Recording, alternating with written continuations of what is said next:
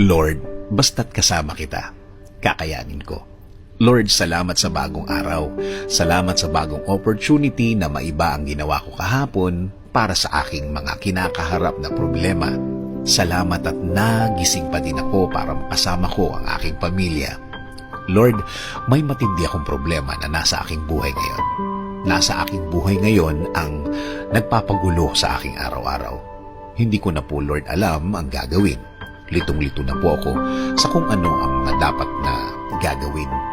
Humihingi din po ako ng patawad, Lord, dahil nabawasan ang mga pagkakataon na ako'y nagdadasal sa iyo, na mas iniisip ko ang kaya kong gawin, imbis na kaya mong gawin sa buhay ko. Alam ko, Lord, na natulungan mo na ako noon. Alam ko at natatandaan ko pa kung paano nabaliktad ang sitwasyon at biglang gumaan dahil nagdasal